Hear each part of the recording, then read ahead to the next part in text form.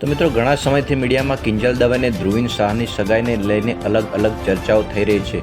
ત્યારમાં હમણાં જ થોડા સમય પહેલાં કિંજલ દવેના સમાજ દ્વારા તેમને અને તેમના પિતાને સમાજ બહાર કાઢી મૂકવાનો નિર્ણય કરવામાં આવ્યો છે. કેમ કે અંતરજ્ઞાતીય લગ્નના લીધે તેમનો સમાજ ગુસ્સે ભરાયો છે અને કિંજલ દવેના પરિવારનો સંપૂર્ણ બહિષ્કાર કરી દેવામાં આવ્યો છે. ત્યારે આ મુદ્દે કિંજલ દવે રોષે ભરાયા છે અને જાણો તેમણે શું કહ્યું છે. તેમણે કહ્યું છે કે 4-5 અસામાજિક તત્વો મારા અને મારા પરિવારનો ફેંસલો ના લઈ શકે. સાંભળો મિત્રો, તેમણે શું કહ્યું. જય માતાજી, હર મહાદેવ. મિત્રો, મારા જીવનના એક નવા પડાવની શરૂઆત કરી રહી છું. ત્યારે જેટલા પણ લોકોએ મને શુભેચ્છાઓ આપી, મને પ્રેમ અને આશીર્વાદ આપ્યો, એ દરેકનો હું દિલથી આભાર માનું છું. રહી વાત કે મારા સલપણને લઈને છેલ્લા ઘણા સમયથી મીડિયામાં અનેક તર્ક વિતર્ક, અનેક ચર્ચાઓ ચાલી રહી છે, જેને લઈને હું અત્યાર સુધી મૌન હતી. કારણ કે વાત મારા સુધી સીમિત હતી. પણ વાત જ્યારે હવે મારા પરિવાર પર છે, મારા પિતા પર છે, ત્યારે એક દીકરી તરીકે હવે મારાથી સહન નથી થતું અને મને લાગ્યું કે હવે આજે મારે બોલવું પડશે. એક બ્રહ્મકન્યા હોવાનું, એક બ્રહ્મ દીકરી હોવાનું મને એટલું ગૌરવ છે કે જેને હું કદાચ શબ્દોમાં નહીં વર્ણવી શકું. અને હું અહીંયા સુધી પહોંચી છું એના માટે શિક્ષિત અને સમજણી જે બ્રહ્મશક્તિઓ છે, બ્રહ્મ સમાજના લોકો છે, એમનો ખૂબ ખૂબ ફાળો રહ્યો છે મારી આ જર્નીમાં. અને હું તો નસીબદાર છું કે મને 18 વર્ણના લોકોનો પ્રેમ અને સપોર્ટ મળ્યો છે અહીંયા સુધી પહોંચવામાં. મારો પરિવાર તો છે જ, મારી ઢાલની જેમ મારા પિતા છે મને સપોર્ટ કર્યો, પણ આપ સૌનો પણ ખૂબ ફાળો છે.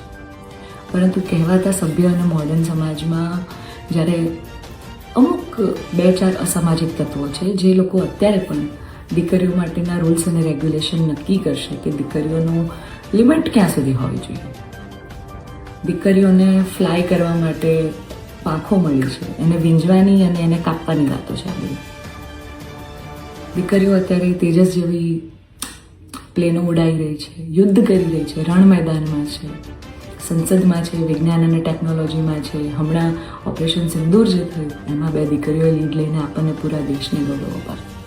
ત્યારે શું 2-4 આવા અસામાજિક તત્વો નક્કી કરશે કે એક દીકરીનો લાઈફ પાર્ટનર ચૂઝ કરવાનો શું એને હક નથી? બહુ નસીબદાર છું કે મને એવો પરિવારને એવા પિતા મળ્યા છે જે મારી ખુશીમાં ખુશ થાય છે અને મારા નિર્ણયને જે મેં હરખે વધાવી લીધો છે. કારણ કે ઓફકોર્સ હું એક એવા પરિવારમાં જઈ રહી છું કે જે આખો ભક્તિમય પરિવાર છે. બહુ જ પરિવારના લોકો અને મારો પાર્ટનર મને એટલો પ્રેમ કરે છે કે જેમને હું જે છું, જેવી છું, જે પણ છું, મને ખૂબ આદરથી, સત્કારથી એ લોકો સ્વીકારે છે. રાત દિવસ જ્યાં ગાયત્રી મંત્ર, નવકાર મંત્રના જાપ થાય છે, આવા પરિવારમાં હું જઈ રહી છું. મને ખૂબ જ ગૌરવ છે.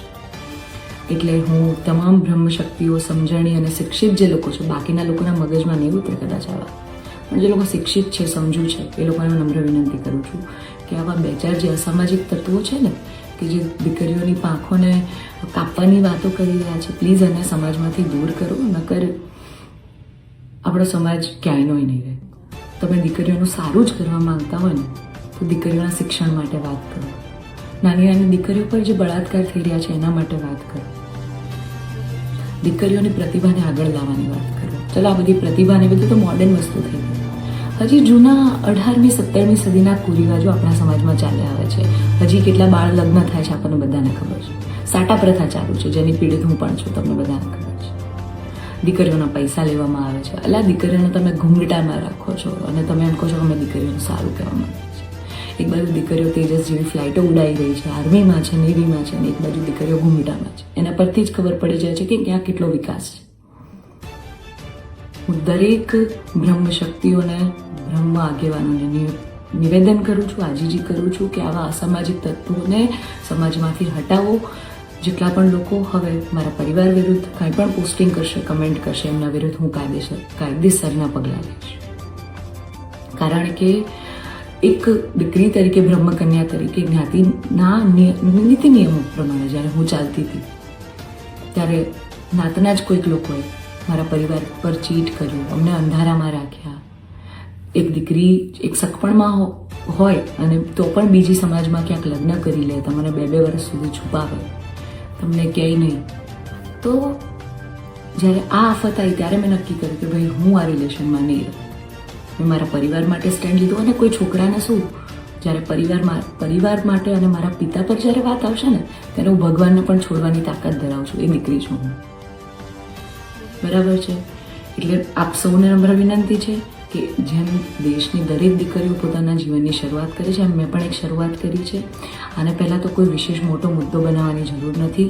અને આવા જે અસામાજિક તત્વો છે કે આમ કરશું નાત બાર કરશું, અરે ભાઈ તમને 5,000માં કોઈ પગાર પર નોકરી રાખવા તૈયાર નથી. તમે તમારા ઘરનું અને તમારું સંભાળો કરો. અને આવા અસામાજિક તત્વોને તમામ બ્રહ્મ શક્તિઓને શિક્ષિત અને સમજણા જેટલા લોકો છે એમને મારી વિનંતી છે કે આવા સામાજિક તત્વોને તમે દૂર કરો સમાજમાંથી, જેથી દીકરીઓ ડરે નહીં અને એમની પ્રતિભા આગળ આવે અને સમાજનો વિકાસ થાય. જય માતાજી, હર માતા. તો મિત્રો, તમે સાંભળ્યું એમ કિંજલ દવે કહ્યું કે બ્રહ્મ સમાજની દીકરી હોવાનો મને ગર્વ છે અને આ ગર્વ મારાથી કોઈ છીનવી શકશે નહીં. અને અમુક લોકો મારો અને મારા સમાજનો ફેંસલો ના કરી શકે. મારા પરિવાર હંમેશા બ્રહ્મ સમાજમાં છે અને રહેશે.